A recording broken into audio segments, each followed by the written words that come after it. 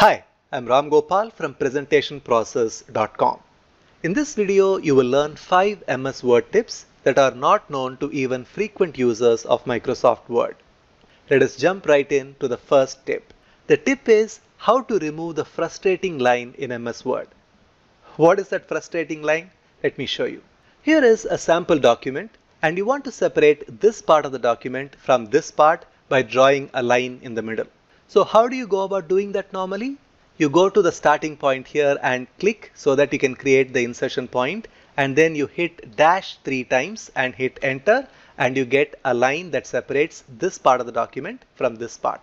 This much everyone knows. But the thing is, how do you remove this line? If you have just drawn the line, you can always use Ctrl Z, which is the shortcut for undo. But unfortunately, let us say you went ahead and created the rest of the document and you came back to see that there is this line which you want to remove. How would you select and remove this line? Now let me try to click on the left margin to select the line. Let me click on it and you can see that I'm able to select only the text above the line. Now let me try to approach it from another angle. Let me go to the end of the sentence and let me click and drag so that I can select the line. No luck. I can only select the text which is below the line. There is no way I can select this line and delete it. Have you faced this frustration as a Word user? I'm sure you did. Now let me show you the secret behind removing this pesky line. For that, the first thing you need to know is this pesky thing that you see here is not a line, but it is actually a paragraph break. For some reason, the creators of Word called this a line and you believed it as well.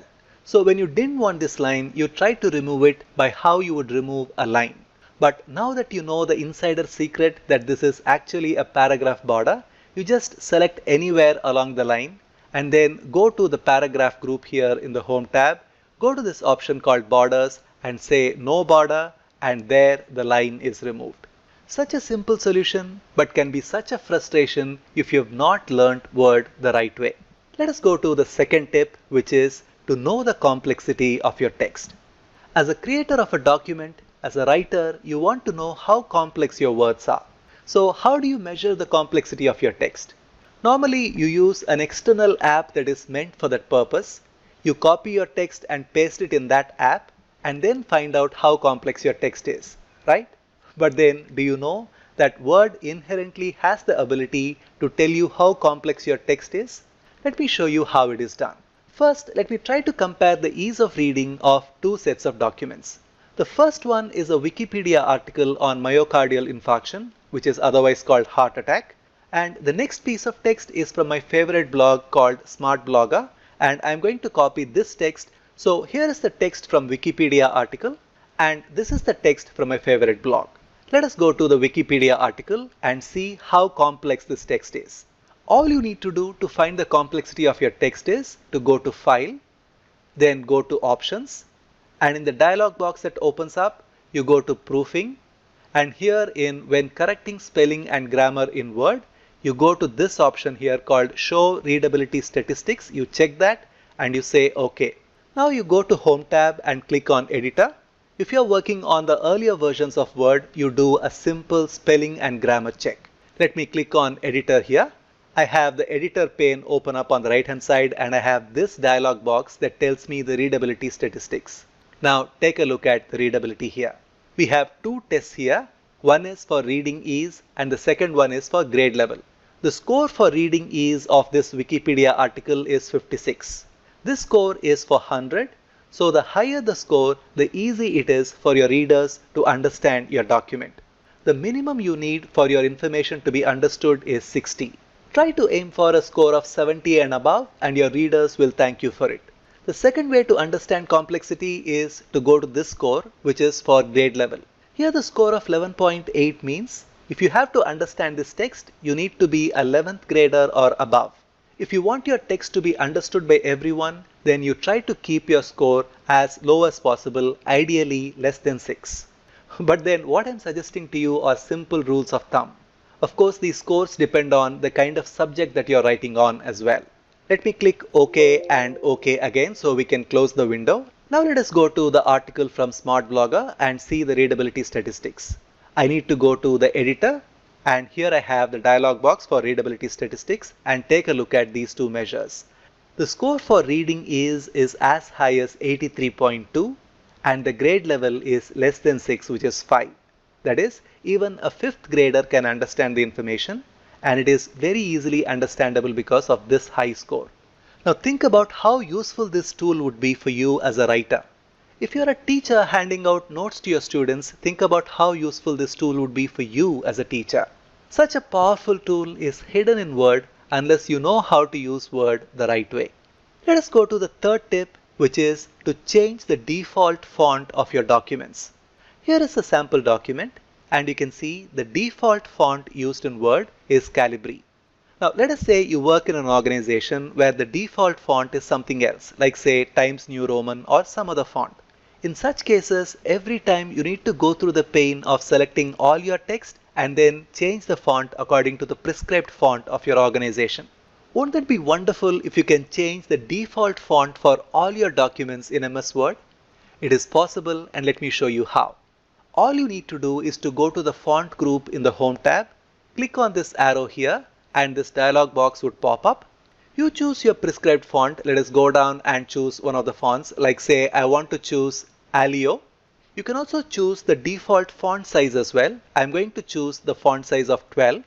I can see a quick preview here, and if I like it, then I can go to this option here called Set as Default. Then Word asks me this question, which is, do you want to set the default font to Alio 12 point for this document only, or for all documents based on the normal template? If you're someone who needs to follow the brand guidelines of your company, then you can choose the second option and say OK. From here on, whenever you open a document in your computer, the default font and the font size would be as per the choice that you made just now. For now, I'm going to choose this document only and say OK, and my entire document has the new font. Once again, a simple option but hidden under multiple layers in Word.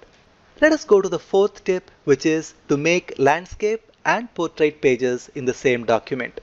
Here is a sample document, and you can see that the orientation of the page is portrait orientation. If you want to change the orientation to landscape, you know that you need to go to layout and go to orientation and choose landscape, and you will have the landscape orientation. But then there are times that you want a part of your document to have landscape orientation because you have a large chart to explain or you want to insert a big table. So only one page needs to have a landscape orientation where the rest of the document needs to have portrait orientation. Is it possible to achieve that in a single document? It is possible, and let me show you how. Let us go back to the portrait orientation. You can see that the entire document has portrait orientation now. Let us say there is a certain portion of the document that we want to have in a separate page with landscape orientation. So let me select the text and then change the font color to red. Now what I would do is, let me go to the start of the paragraph, go to Layout tab, and here in Breaks in the Page Setup group, let me click on the drop down menu, and I'm going to introduce a section break. You can see we have section breaks and page breaks here. I want to go to section breaks and say next page. Now you can see that the text from that point onwards has gone on to a separate page. Let me go to the start of the next paragraph and once again go to breaks and say section breaks next page, and I have only this portion available on this page. The rest of the document is in portrait mode, and I want this page to have a landscape mode. Now I can click on any part of this paragraph, go to orientation and say landscape, and you can see that only this page has landscape orientation. When I go to the previous pages, it has portrait orientation. When I go to the pages following it, they have portrait orientation. Only the selected page has landscape orientation. I can always hit enter here, and I can insert a long table by going to insert table, and let me insert a long table like so. And I have this long table neatly fitting on this page because it has a landscape orientation.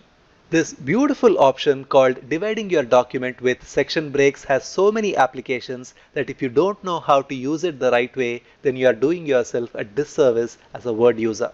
The last tip is a simple one, just to demonstrate how smartly you can overcome problems in Word if you know how to use the tools the right way. The tip is to add serial numbers to your tables easily. Let us say you have a table here. These are the names of the students and these are the marks they scored. Now you suddenly feel it would be nice for you to have serial numbers so that you can easily refer to a certain student. So how would you go about the task? You would insert a column to the left and then you try to type the numbers one below the other. Let me show you what I mean. Let me select this column here and then right click and then say insert and say insert columns to the left, and I have a new column available. Let me adjust the size like so, and now I have no other option than to write my numbers manually. I can write 1 and there is no option like in Excel where you can go to the bottom right corner of the cell and click and drag. In this case, you only have to go to each cell and then type out the numbers manually. Now let me show you a smart way to solve the problem. First, let me select this entire column, then go to the Home tab. In the paragraph group, let me go to Bullets Numbering. Let me click on the drop-down menu and I want this style, which is number alignment left. And here I have my numbers 1 to 20 in just a single click.